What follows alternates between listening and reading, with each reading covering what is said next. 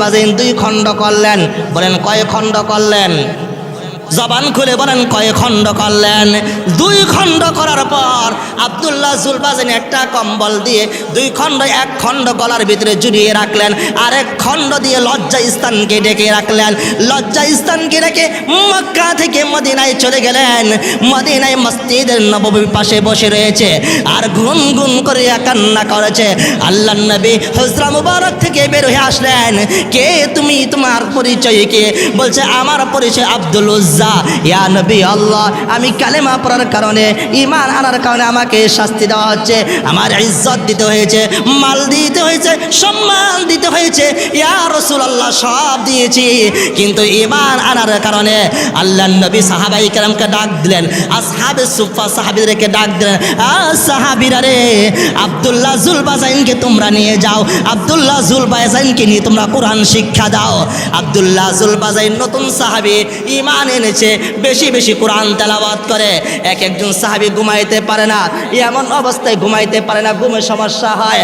আল্লাহর নবীর কাছে বিচার দিলেন। হয়তো ওমর রাদিয়াল্লাহু তাআলা যায় বলেন, ইয়া রাসূলুল্লাহ, এই সাহাবীর কারণে অন্যান্য সাহাবীদের কষ্ট হয়, ঘুমাইতে পারে না। আল্লাহর নবী উমরকে ডাক দিলেন, ইয়া উমর, আমার আব্দুল্লাহ জুলবাজাইন ঈমানের জন্য এত পরিমাণ কষ্ট করেছে, তাকে বেশি বেশি কোরআন তেলাওয়াত করার সুযোগ করে দাও, তাকে বেশি বেশি কোরআন তেলাওয়াতের ব্যবস্থা করে দাও। আব্দুল্লাহ জুলবাজাইনকে তোমরা কেউ কিছু বলিও না।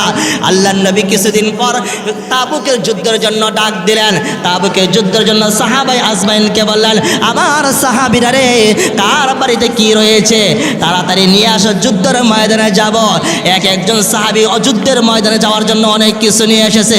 আবু বকর যুদ্ধের ময়দানে যাওয়ার জন্য মাল সামান নিয়ে এসেছে, উমর নিয়ে এসেছে, উসমান নিয়ে এসেছে। আব্দুল্লাহ জুলবাজাইন ডাক দিয়ে বলেন, ইয়া রাসূলুল্লাহ, আমি কি নিয়ে আসবো? আমি কি তাবুক যুদ্ধে যাব না? আল্লাহর নবী ডাক দিলেন, আব্দুল্লাহ রে, তাহলে তুমি যুদ্ধের ময়দানে কি নিয়ে আসবা? আব্দুল্লাহ ডাক দিল, ইয়া রাসূলুল্লাহ, আমি যে তাবুকে যুদ্ধের ময়দানে যাব আর মাল আর সামান জানবো, এটা তো আমার বাড়িতে এই পরিমাণ জিনিস আমার কাছে নাই। আল্লাহর নবীর কাছে ডাক দেবেন। আব্দুল্লাহ জুলবাজাইন চোখের পানি ছেড়ে দিয়ে বলেন, ইয়া রাসূলুল্লাহ, সমস্ত সাহাবী যুদ্ধের ময়দানে যে যুদ্ধে শহীদ হয়ে তারা শহীদের মর্যাদা পাবে, যারা যুদ্ধ ময়দান থেকে ফিরে আসবে তারা গাজী হবে। তাহলে আমি আব্দুল্লাহ কি যুদ্ধের ময়দানে শহীদ হইতে পারবো না, কি গাজী হইতে পারবো না? আল্লাহর নবী ডাক দেন, আব্দুল্লাহ রে, মহান আল্লাহর কাছে দোয়া করে দিলাম, মহান আল্লাহ তোকে বিনা যুদ্ধে শহীদের মর্যাদা দান করবে। সুবহানাল্লাহ। আব্দুল্লাহকে বললেন, আব্দুল্লাহ কান্নাকাটি করে, ইয়া রাসূলুল্লাহ, আপনি কেমন কথা বললেন? বিনা যুদ্ধে আমি শহীদের মর্যাদা পাবো? আল্লাহ নবী যুদ্ধের ময়দানে যাচ্ছেন, এমন অবস্থায় আব্দুল্লাহ জুলবাজাইন অসুস্থ হয়ে গেলেন, জ্বর হয়ে গেল। এক এক করে আল্লাহ নবী আব্দুল্লাহ জুলবাজাইনকে ডাক দিলেন। সাহাবীরা ডাক দিল, আল্লাহ নবী গো, আপনার সাহাবী আব্দুল্লাহ জুলবাজাইন অসুস্থ হয়ে গেছে। আব্দুল্লাহ জুলবাজাইনকে আল্লাহ নবী কুলের উপর বসাইলেন। কুলের উপরে বসাইয়া আব্দুল্লাহ জুলবাজাইনকে আল্লাহ নবী আদর সোহাগ দিচ্ছেন। এমন অবস্থায় আব্দুল্লাহ জুলবাজাইন রাসূলুল্লাহর রানের উপর চেহারা রেখে আল্লাহর দরবারে চলে গেলেন। বলুন সুবহানাল্লাহ। আব্দুল্লাহ জুলবাজাইনকে যখন আল্লাহর নবী এমন অবস্থায় দেখে বললেন, সাহাবীদেরকে বললেন, সাহাবীরা রে, তোমরা আব্দুল্লাহ জুলবাজাইনের কবরের ব্যবস্থা করো, দাফনের কাফনের ব্যবস্থা করো। আব্দুল্লাহ জুলবাজাইনকে কবরে নামানো হবে। কবর খনন করা হলো, কাফন দাফনের ব্যবস্থা করা হলো। আর দূর থেকে সাহাবী আব্দুল্লাহ ইবনে মাসউদ ডেকে বলতেছেন, আব্দুল্লাহ ইবনে মাসউদ ডেকে বলেন, দেখেন কবরের ভিতরে একজন ব্যক্তি নেমে দাঁড়িয়ে আছেন, আর দুইজন ব্যক্তি লাশটা কাঁধে করে নিয়ে দাঁড়িয়ে আছেন, আর একজন ব্যক্তি টিম বাতির আলো নিয়ে দাঁড়িয়ে আছেন।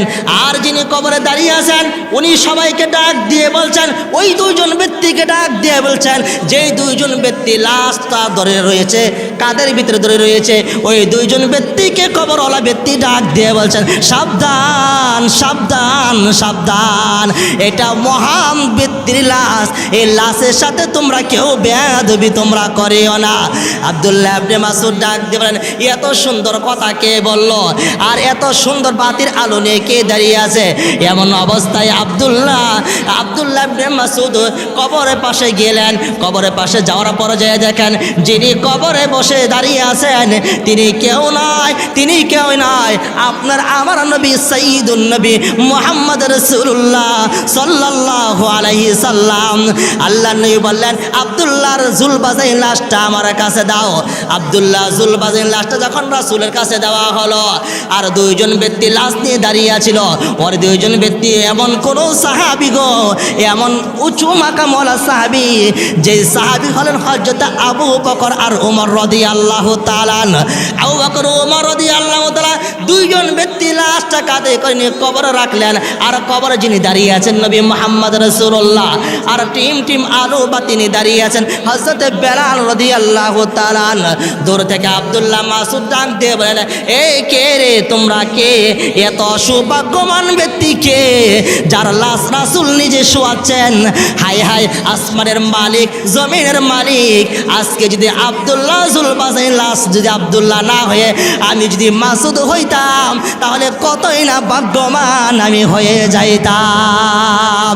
আল্লাহ তাআলা কোরআনের ভিতরে জন্য বলছেন, আমিনু কামা আমানান নাস, তোমরা ঈমান আনো ওই সকল লোকদের মতন। আল্লাহর নবী বলেছেন, আসহাবি কান্নুজুম বিআইহিম ইয়াকতাদাইতুম ইহতাদাইতুম। তাহলে আল্লাহর নবী বলেছেন, তাহলে আব্দুল্লাহর জন্য নবী সাল্লাল্লাহু আলাইহি সাল্লাম বলেছেন, বিনা যুদ্ধই শহীদের মর্যাদা দান করেছেন কে বলেন? আবার বলেন, কে দান করেছেন?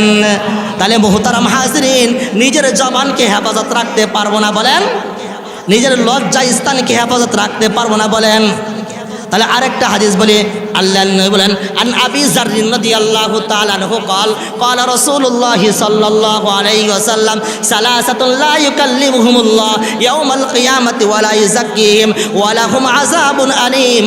আল্লাহ নবী বলেন, তিন ব্যক্তির প্রতি আল্লাহ তাআলা কিয়ামতের ময়দানে ফিরেও তাকাইবেন না। কয় ব্যক্তি বলেন? বলেন কয় ব্যক্তি? হাদিসটা শুনবো তো। সালাসাতুন লা ইউকাল্লিমুহুমুল্লাহ ইয়াউমাল কিয়ামা, কিয়ামতের ময়দানে আল্লাহ তাআলা তিন ব্যক্তির সাথে কথা বলবেন না। ওয়ালা ইয়ানজুরু ইলাইহিম, ফিরেও তাকাইবেন না। ওয়ালা ইউযাক্কিহিম, তাদেরকে মাফ করবেন না। ওয়ালাহুম আযাবুন আলীম, তাদের জন্য কঠিন শাস্তি রয়েছে। এক নম্বর হলো ওয়াল মান্নান। এক নম্বর কি বলেন? মান্নান, যে খুঁটা দেয়, ইহসান করে যে কি দেয় বলেন? খুঁটা দেয়। ইহসান করে যে খুঁটা দেয়। আমাদের সমাজে মানুষ আছে না খুঁটা দেয় বলেন? আছে না? ইয়া আইয়ুহাল্লাযীনা আমানু লা তুবতিলু সাদাকাতিকুম বিল মান্নি ওয়াল আযা। আল্লাহ তাআলা বলেন, তোমরা কারো প্রতি দয়া করে, কারো প্রতি ইহসান করে, কারো প্রতি অনুগ্রহ করে, কারো প্রতি ভালোবাসা দেখাইয়া তোমরা বলিও না যে তোমাকে আমি এত বড় পরিমাণ ভালোবাসা দিলাম, তোমাকে এত কিছু দান করলাম, তোমাকে ধন সম্পদের মালিক বানাইলাম, তোমাকে ছাগল গরুর মালিক বানাইলাম। আল্লাহ নবী বলেন, ওয়াল মান্নান, এই যে যারা খুঁটা দেয়, এই খুঁটা দেওয়ার কারণে আল্লাহ তাআলা বলেন, ইউহবিতু আমালাকুম, খুঁটা দিলা মানে তোমার জীবনের আমলগুলো আল্লাহ বাতিল করে দেয়। কাউকে ইহসান করে কি খুঁটা দিব বলেন? কথা বলেন। কাউকে ইহসান করে খুঁটা দিব বলেন? কাউকে উপকার করে খুঁটা দিব বলেন? ইমাম সাহেবকে আপনি 5,000 টাকা হাদিয়া দিলেন, ইমাম সাহেব বয়ানের ভিতরে আপনার ইমামের সঙ্গে বয়ানটা আপনার বিপক্ষে চলে গেল, বিপক্ষে যাওয়ার পর আপনি ইমামকে মার দিলেন, হুমকি দিলেন, ধমকি দিলেন, তাহলে আপনি যে এই যে খুঁটা দিলেন, খুঁটা দেওয়ার কারণে ইমাম যে উপকার পেয়েছেন, আপনি যে সওয়াবের বাগী হয়েছিলেন, এই বাগীটা কি আপনি হবেন বলেন? হবেন না? হবেন না। হাদিস অনুযায়ী আমরা কি হব না? 2 নম্বর, ওয়াল মুসবিলু ইজারাহু। যুবক ভাইরা মনে রাখবেন, বৃদ্ধ বাবাজিরা মনে রাখবেন, মা বোনেরা আপনারা আপনাদের সন্তানদেরকে বুঝটা দেবেন। 2 নম্বর হলো ওয়াল মুসবিলু ইজারাহু, যেই সকল যুবকরা, যেই সকল ভাইয়েরা টাকনুর নিচে কাপড় পরিধান করে, বলেন কিসের নিচে কাপড় পরিধান করে বলেন? টাকনুর নিচে কাপড় পরিধান করে। আল্লাহ নবী বলেন, ওরাকে দেখায় না, আপনারটাও দেখেন, মা আসফালা মিনাল কাবাইনি মিনাল ইজারি ফিন্নার। আল্লাহ নবী বলেন, টাকনুর নিচের অংশটুকু জাহান্নামে যাবে। হ্যাঁ, আলিম উলামা এখানে আছেন। টাকনুর নিচের অংশটা কোথায় যাবে বলেন? জাহান্নামে যাবে। ওয়াল মুসবিলু ইজারাহু, টাকনুর নিচে কোনো পুরুষ কাপড় পরিধান করতে যাবে? কোনো যুবক বললে আপনারা মুরব্বী বাবারা কি নিষেধ করবেন? কি বলেন? নিষেধ করবেন। আর দুমকে আর হুমকি দিয়েন না যে তোর বাবা তো এমন ছিল, তুই এমন করলি কে? না, বুঝ দিবেন। বুঝ দিতে পারবো না আমরা? হ্যাঁ। ওয়াল মুসবিলু ইজারাহু। 3 নম্বর হলো ওয়াল মুনাফিকু সিলআতাহু বিল হালিফিল কাযিব, মিথ্যা কসম দিয়ে মাল বিক্রি করা। আমাদের সমাজে নাই মনে হয়। মিথ্যা কসম দিয়ে মাল বিক্রি করা। আপনি দোকান পানি বোতলটা কেনার জন্য গেলেন, আপনি জানেন পানি বোতলটা সে 20 টাকা দিয়ে কিনেছে, সে বলল যে খুদার কসম আল্লাহর কসম আমি ময়মনসিংহ থেকে ফুলবাড়িয়া থেকে আমি 30 টাকা দিয়ে কিনে নিয়ে আসছি। কথায় কথায় বলে না খুদার কসম আল্লাহর কসম, না না না এই কথা বলা যাবে না। আল্লাহ বলেছেন ওয়াল মুনাফিকু সিলআতাহু বিল হালিফ